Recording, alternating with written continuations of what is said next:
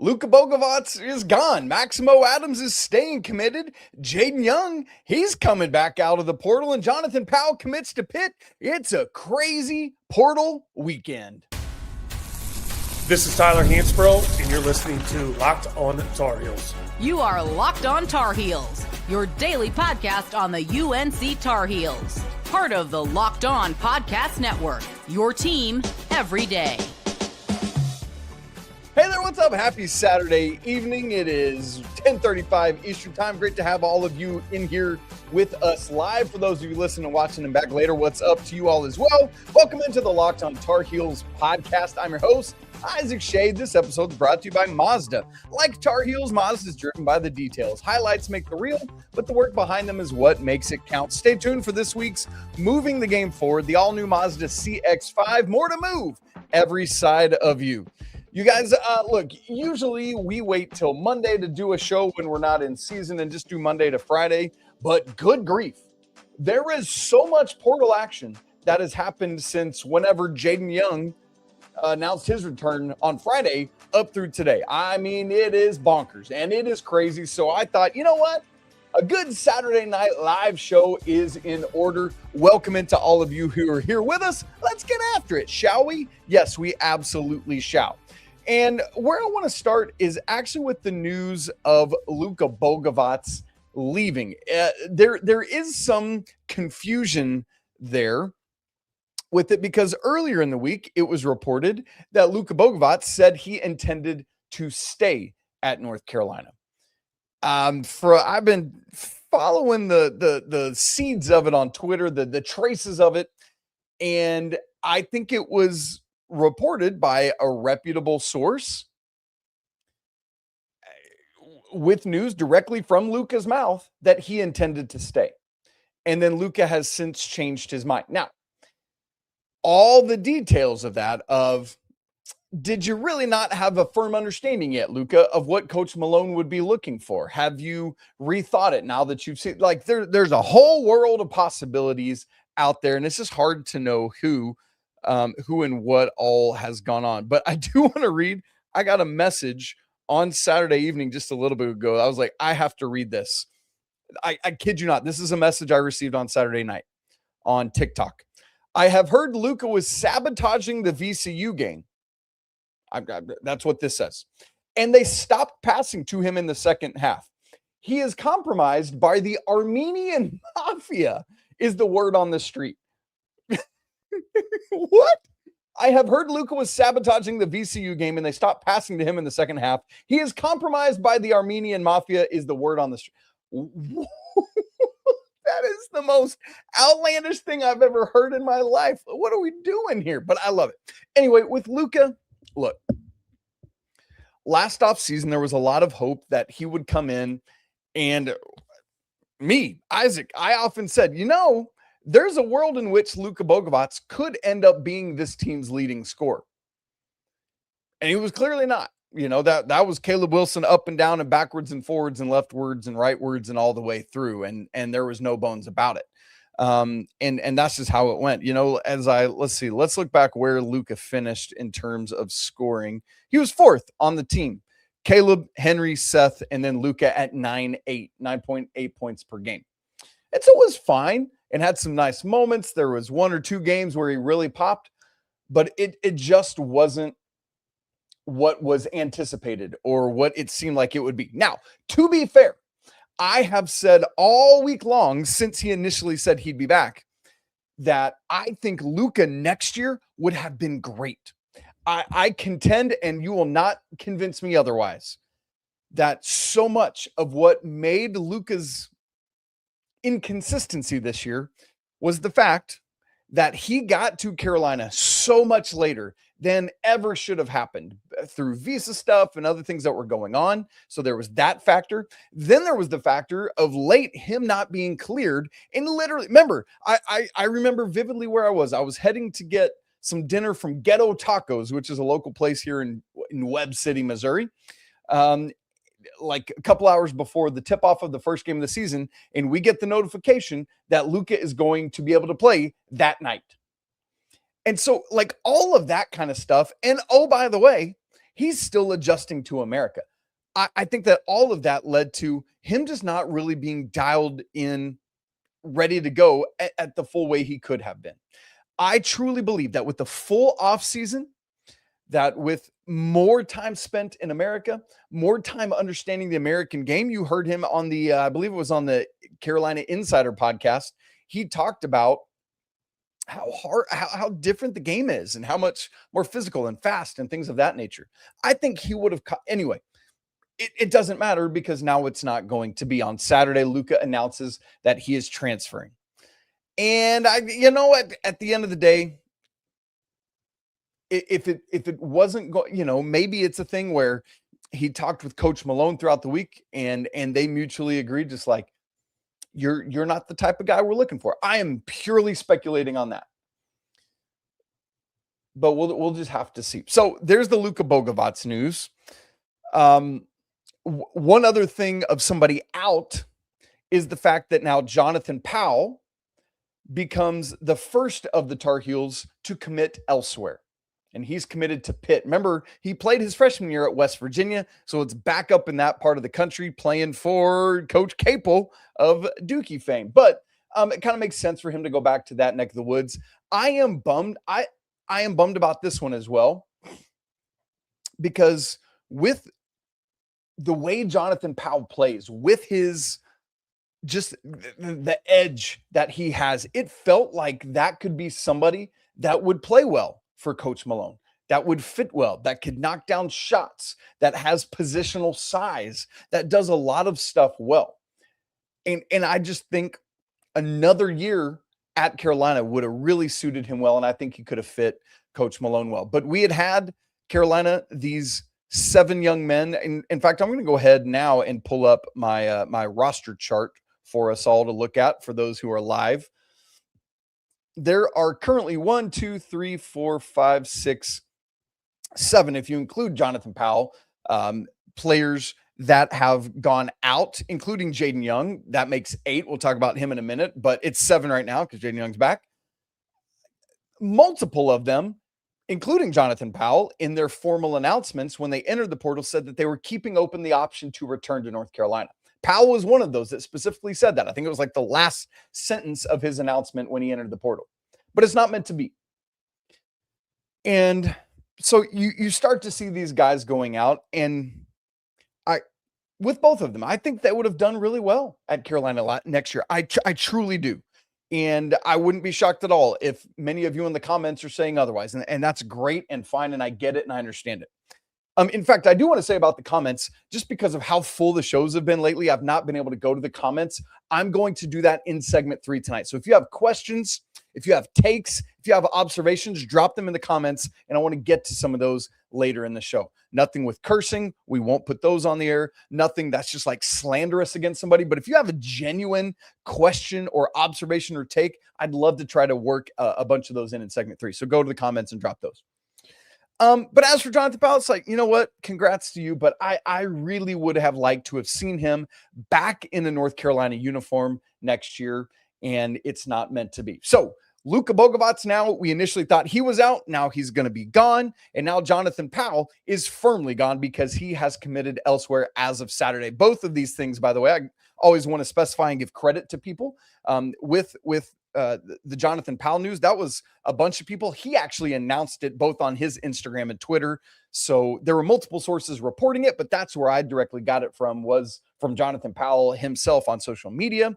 As for Luka Bogavac, another one where there are just a whole bunch of different sources that reported that one on Saturday. So best of luck to you guys, Jonathan. I hope things go really, really well at Pitt, except when you're playing Carolina, and wherever Luka winds up, man, best of luck to him as well. Now, that said, there are a couple guys that are now recommitted to North Carolina. We're going to talk about that next, coming up in just a second.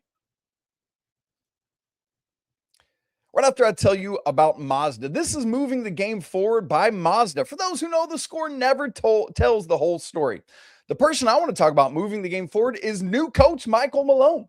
This guy that comes in, he is going to re-up what Carolina is doing. He wants to integrate himself into this family. He is going to bring a tough-nosed brand of basketball that you got to be ready to be locked in on. And I truly believe that Carolina will get turned around quickly under his leadership and move the game forward. There's more to these players and coaches than the highlights. It's the early mornings, the late night runs, constantly showing up for your squad on and off the court. The all-new Mazda CX-5 moves that exact same way with more space to connect, a bold new design, and more intuitive technology so you can stay connected to the road and every position you play. The all-new Mazda CX-5, more to move every side of you. This episode is also brought to you by our friends at TurboTax. It's tax time. Man, coming up 4 days from now. Good grief. But for a lot of us, the old way of doing taxes is, well, a lot. You're trying to book an appointment. That's not very convenient. Or maybe you take all your paperwork and you're sitting in a waiting room and it's like, do I have everything I need? But here's the good news. You don't have to worry about any of that this year because you're getting a major upgrade. Intuit TurboTax now has in-person locations nationwide. You can meet face-to-face with a real tax expert, get your documents uploaded straight to the TurboTax app on the spot. Just like that, boom, you're done. Your TurboTax expert is going to work to get you every single dollar you deserve while you get real-time notifications as you go about your day. It's that relief of walking in, meeting a real person, and then walking out knowing your taxes are being handled right. So head on over to TurboTax.com to find a store near you and book your appointment today. TurboTax, check it out. All right, we've talked about the guys that are exiting North Carolina officially. Now Luka Bogavac, who we thought was recommitted, and now Jonathan Powell, who has committed to Pitt. However, we've got some good news this weekend on the personnel front. There is Jaden Young on Friday announced that he is pulling out of the portal and coming back to North Carolina. As I said, multiple of these guys have left the door open, and we're going to have to wait and see. Derek Dixon, for example, he's being tied a lot to Vanderbilt right now, was a lot of the rumors.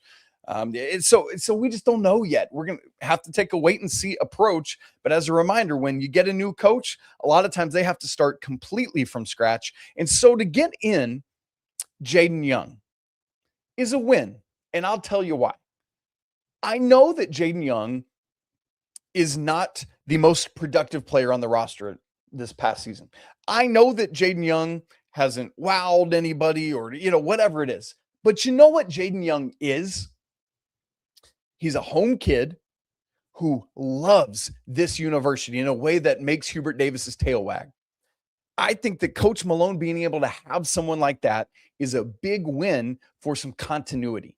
Because it's not only somebody that was on the roster last year, but it's somebody that loves this place and wants to, along with Coach Malone, make it great again.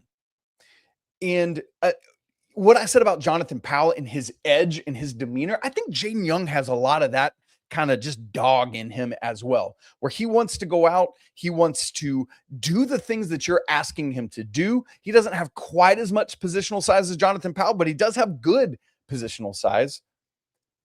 He's going to want to play hard for Coach Malone. And I think Coach Malone will be able to coach him hard. And so that to me is a big win to get Jaydon Young back. Now, again, as the roster shapes up, who knows how that's all going to come together or not? Who knows how much he will play or not? But regardless of time on the floor, Jaydon Young will have a positive impact on this basketball team. I truly and firmly believe that. Even if it's not, how many points did he average last year? Let's look. Jaydon Young was 11th on the team, 1.8 points per game. He started 4 games in the middle of the season as Coach Davis was trying to kind of find his way. And then that ended, I believe, at the first Duke game where Jaron Stevenson was reinserted into the starting lineup. If my memory serves, that was kind of the turning point there. And so Jaydon Young back. Ultimately, good deal in my book. Something that I think is an even bigger deal is we've had a lot of I think everybody's eyes are critically on the quartet of Henry Vesar, Jaron Stevenson, Maximo Adams, and Dylan Mingo. And I just mean of guys we don't know anything about yet. Of guys out in the portal, I would have said the 2 that I think were most important to get back were Derek Dixon, still up in the air, and unfortunately Jonathan Powell, who is now gone. But of the ones we didn't know any information about yet, what they intend to do, we still don't know Jaron. We still don't know Henry. We still don't know Dylan Mingo. But we do know, as of Saturday, that Maximo Adams has reaffirmed his commitment to come to North Carolina and saying things like, this is where I always wanted to go. I saw this first. I know this is another one that a lot of people tweeted out the information about, but I always want to mention where I saw it first was from Paul Biancardi of ESPN. I love this quote. Listen to this from Maximo Adams. I've always wanted to play for the Tar Heels. It was my dream school growing up, and I'm excited to be coached by Coach Malone. Now, here's a couple things with that. Like in that same, I know, it's not like he grew up in the Carolina area like Jaden Young that we talked about, but somebody that always wanted to play at Carolina, that it was a dream school for him, that speaks volumes. But when he says, I'm excited to be coached by Coach Malone, there's a couple things there.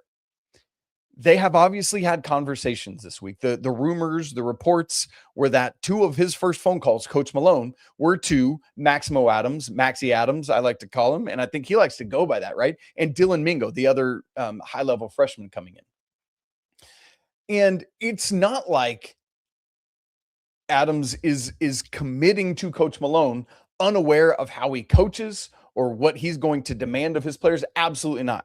He knows what he's getting into. He knows that he is going to be coached hard and that a lot is going to be demanded of him and that he's playing at this dream school of his, so says he, for a guy that has an NBA championship, an NBA pedigree. And so I love that Maxie Adams wants to come back and be part of this thing. And it's funny because that all came out. My family and I went to see Mario today, the new Mario movie, and it came out right as we were starting. So I just went out and recorded a quick little update because it was both the Luka news and the Adams news that came out right about the same time earlier on Saturday, and posted that up. And so great stuff there. Also, by the way, the movie was great. If you haven't seen Mario, way to go. They're so good. I enjoy it, the Jack Black of it all. But man, I think it's huge to resecure the commitment of Maximo Adams. And so that's great news. And then, of course, all eyes turn to Dylan Mingo. Can you keep your other high-level freshman locked in for the Tar Heels? Very interested to see that. As we know, his brother Caden, who was the second leading scorer at Penn State this year, as well as the Big Ten leader in steals. My goodness. And so he's in the portal. There were reports on Saturday that Carolina has made contact with Caden as well. And so we'll see. There's a lot of speculation. Would they want to play together? Do they care? Do they not care? Right? Like all of that. We'll have to keep our eyes on it. But that and Henry and Jaron, those are the three now that we really want to keep our eyes on as Carolina starts to get mixed in with different names, right? Who there's a lot of names out there that Carolina's connected with. There's Terrence Brown from Utah that's visiting Monday, which has been confirmed by multiple outlets. Lots of other contact as well. I know there's Juke Harris. There's that whole thing, but it seems like he's going to go to Michigan. There's a couple others where Carolina's in the mix as well. So you just got to see, this is how it goes in the transfer portal. So for those of you watching on YouTube, and if you're not watching, if you're listening, you can go find the roster makeup chart on my Twitter feed. It's there as well. But as we sit here right now, you can look at it. There are 9 Tar Heels that I have listed on the roster, either because we know they're committed or because we haven't heard anything. And the way I handle this chart is until we hear news from them, I just treat them as though they're on the roster. So of the rising seniors is Evan Smith, who's essentially a walk-on level. But let me remind you that with the house settlement that happened ahead of last season, there are now roster limits where you can have 15 guys on your roster, and now everyone is on scholarship. So we can't talk about walk-ons and scholarship players anymore because everyone's scholarship. So I like to call them scholarship level players and non-scholarship level players, or walk-on level players is the best we can do right now. Unless if you got better verbiage, I'd love somebody to propose something. That's just what I've been using for the past year. And so Evan Smith is one of those guys. Stevenson, and Vasar, and then Jaden Young. So that's your quartet of seniors right now. As for the juniors, there's John Holbrook, who was another walk-on level player, as well as Ivan Matlekovic. Those are your two juniors. And as a reminder, there were some guys who were guys and ladies in all the sorts of the various sports that were grandfathered in to this new house rule, where like Carolina last year had 16 guys on their roster because of that. So if you're somebody, I forget the exact verbiage from the NCAA, but basically if you were somebody that was going to lose your roster spot because of this, you were allowed to be grandfathered in and extend your roster beyond 15 in men's basketball. So that's where Holbrook fits.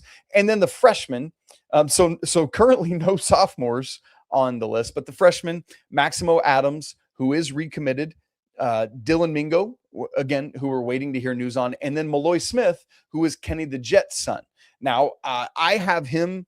So anybody you see on here who's bold is somebody that is firmly committed. And I have Smith bolded because Kenny said earlier in the week, like the night of the national championship game, we're not going anywhere. We're committed to Coach Malone. And so I'm going to take Kenny at his word because he's a Tar Heel through and through. And so that's what we're looking at. So that's just kind of the lay of the land right now. Now, as we get into this week, so like Monday's show and beyond, we'll continue to talk about Coach Malone and him coming in. Brendan Marks from The Athletic, who is a phenomenal writer, so good, is going to be on the show either Tuesday or Wednesday. We're working out dates there. We got a couple other folks lined up as well, so just stay tuned for all of that. But we will do more. One of the things I love to do during portal season is start speculating on names and guys that might come in. Just like either names that Carolina has been connected to, or, hey, this dude's in the portal and I love him and I think he would fit. Let's take a look, right? And so we'll do a lot of that kind of show, which I know everybody loves. It's like that does the highest traffic all season, every season. So that's great stuff. So that's what we want to look at, those four big pieces of movement over the weekend. But as I said, I do want to get to comments because I know there's a lot of good thoughts and questions from you all about where stuff's at. Probably there's a bunch of stuff about names. And so that's what we're going to do coming up here in just a second. Right after I tell you about Indeed. Workplace chaos, your deadlines are stacking up, your inbox is overflowing, and the one position you still need to fill is sitting there wide open. So when the pressure's on and you need the right hire, that's a job for Indeed Sponsored Jobs, who helps you reach the people that actually fit what you're looking for: skills, experience, location. So you're not just like hoping the right candidate stumbles across your post. Here's a stat that says it all. In the minute that I'm talking to you, companies just like yours are going to make 27 hires on Indeed, according to their worldwide data. So if you're hiring, spend less time searching, more time actually interviewing candidates who check all your boxes. Less stress, less time, more results. When you need the right person to cut through the chaos, man, that's a job for Indeed Sponsored Jobs. And listeners of our show are going to get a $75 sponsored job credit to help get your job the premium status it deserves at Indeed.com/podcast. Just go to Indeed.com/podcast right now. Support our show by saying you heard about Indeed on Locked On Tar Heels. Indeed.com/podcast. Terms and conditions apply. Need to hire? Well, that's a job for Indeed Sponsored Jobs. All right, let's get to the comments here. I'm going to take a sip as we get in because my throat is parched.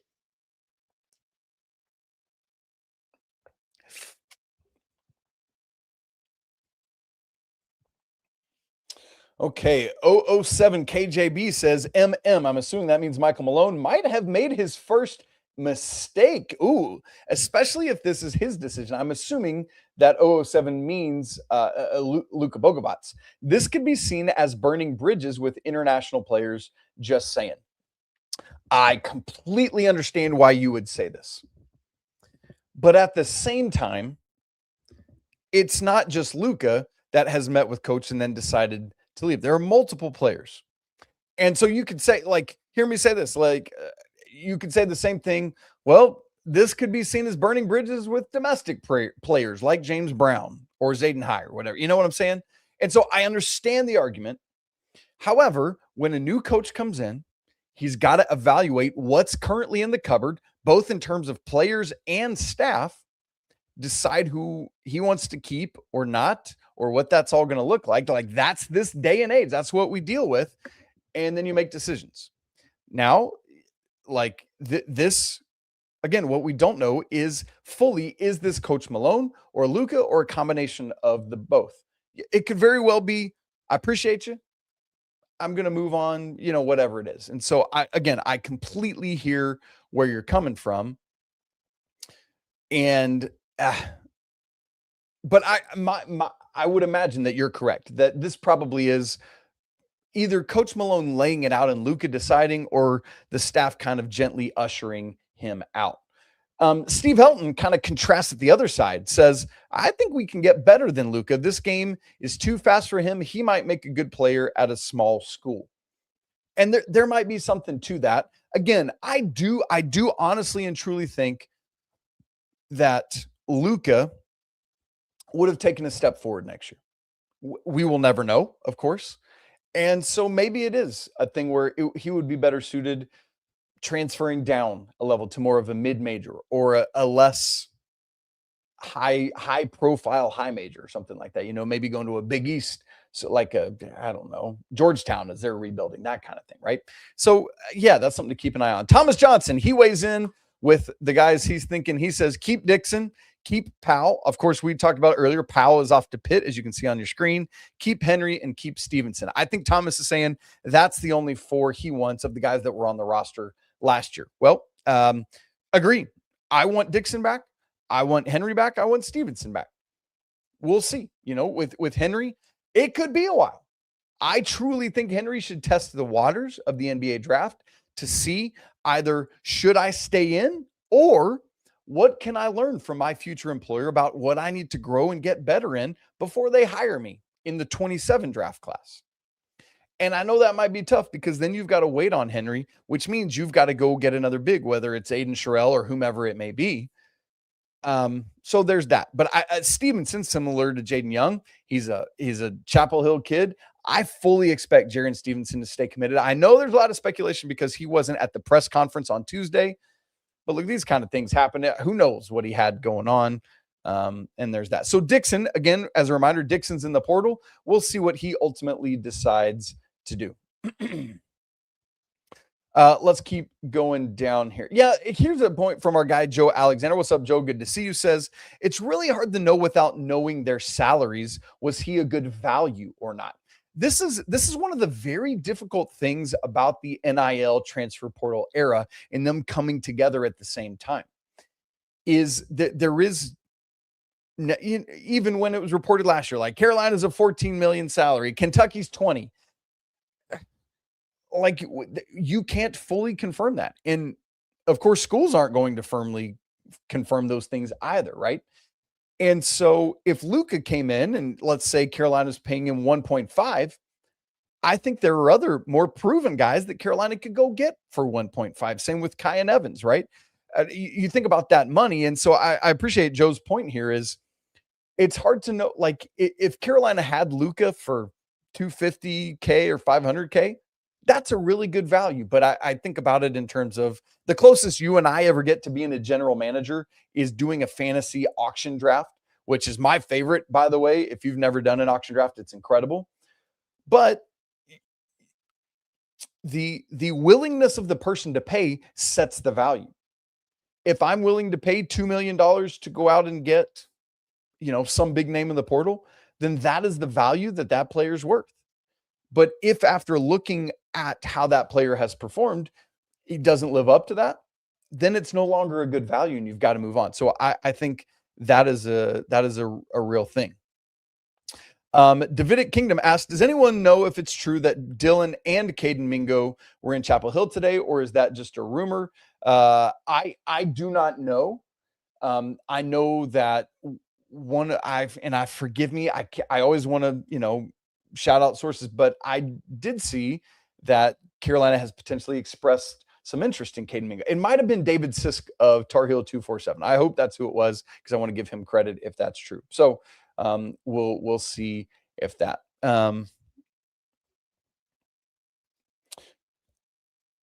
Daryl Azian says, I thought Dylan Mingo stayed committed to UNC. Daryl, that's a great question. I'm so glad you said it, or it's not a question, it's a statement. There's been a lot of back and forth on Dylan Mingo this week. So let me just reset the record on Dylan Mingo. Earlier in the week, there was a report from a fake Syracuse Barstool site that Dylan Mingo had decommitted from North Carolina. It was funny because they quoted Pete Nakos as the source, who's from On3, but the picture they used was an ESPN picture. So there was all this randomness. And you wonder, like, why the Syracuse side of it? Well, Syracuse has hired a Penn State assistant coach to their staff, which is where Jaydon Mingo was last year. So that's why there was a Syracuse account tweeting about it. But again, a fake Syracuse account. And so you can't put into that. So then some people said, no, Dylan's still confirmed, but he's not yet. He's not, unless something's happened while we've been recording that I've missed. Dylan Mingo has not reaffirmed his commitment, as we know publicly, at least. So we got to wait and see on that. And part of that is that we've got, it might be, again, tied into what his brother's going to ultimately do. So we keep our eyes on that. Todd Pegram, we got to go to this. So Mika Murinen is somebody that I wanted so desperately to come to North Carolina. I love his game. I love his size. I love what he does. His mom played at Carolina, and then he ended up not choosing the college route, went somewhere else. But now it sounds like he's potentially from some reporting that's been out there. And this one I truly don't remember, is who put that out there. But man, if Mika is back on the market, and I know there's been a lot of speculation about it, then my goodness. And I give me all the Mika. Like, I would take him in a heartbeat, like a front court of he and Jaron Stevenson and Henry together, mixing and matching and all that. Oh man, so good. And there's that. Todd Colvin asks, why are the topics the same as last year? You know what, Todd? It's because I rushed in the door and I must have forgot to change them. Let's see if we can get it back to is this it? Nope, it's not. So I see why you're asking that. I completely forgot to change it. Let's see. I think it doesn't even really matter all that much now because we're like at the end of the show. Here you go. We're going to, just for you, Todd Colvin, with the Superman thing, we're going to fix this. There you go. Everybody happy? Good. There we go. So there you go. Scrolling on down through, let's see if we get a lot of conversation about a lot of what we've already talked about.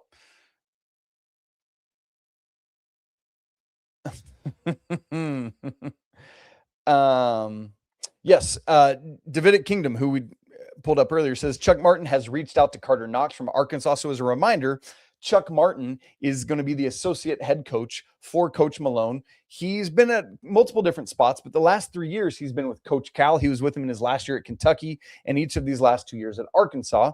And Carter Knox, who's in the portal from Arkansas, is one of the names that Carolina has been connected to. And so that's a possibility. And so there's a lot there.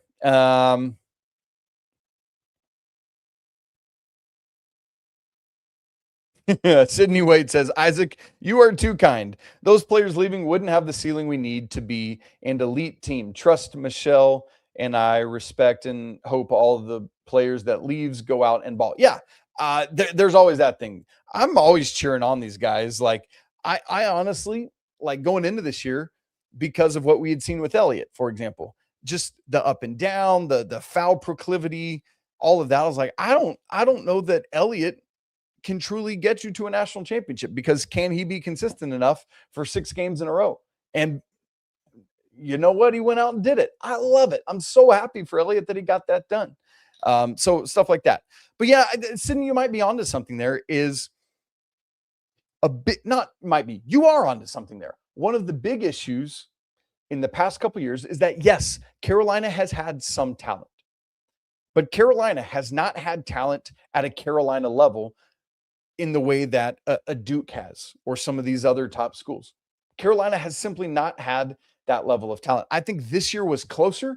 I think the 24 team that was a 1 seed, I think the sum of the parts was greater than the individuals. I don't think they were a wildly overly talented team, but they got it done. And so there is something very true here to what you're saying here, Sydney, about that. And I think that's good. But look, ultimately, Michael Malone did not come to North Carolina to not win right now and win immediately. And so I fully expect him to be locked in on that, ready to go, getting a great roster, coaching it hard. We're continuing to see what's going to happen with the Carolina guys in the portal, what's going to happen with empty roster spots, what's going to happen with the guys we haven't heard from yet, what's going to happen with the 2 other coaching assistant spots that we don't know about yet. Lots of moving parts. We're less than a week into this thing with a brand new head coach. And boy, I can't wait to see how it comes together. So on Monday's show, we'll go live in some part tomorrow night on Sunday night for Monday's show. It's what I've been doing lately. It's a lot of fun. We're getting great response in the live. Right now, we've got over 500 people in here late on a Saturday night. Shouts to all of you guys, man. That's incredible stuff. It's just so fun to get in and talk and react live to one another. So I thank you all for being here with us.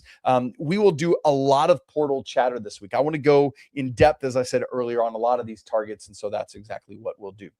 You guys, if you have not subscribed to Locked On Tar Heels on video, do it right down there in the corner on YouTube. If you've not started downloading audio versions of the show, even if you're a YouTube person usually, man, downloading the audio helps us so much. Would you consider going and doing that? It would mean a lot to me. If you've not checked out the Every Dare Club, that link is down in the show notes, as is the link for the Locked On Tar Heels Discord, where we hang out all day debating all this kind of stuff that we've been doing on the show today. Would love for you to hop in and do that with us. Again, those links are in the show notes. You guys, it's always a great day to be a Tar Heel. We'll talk again tomorrow, but until then, peace.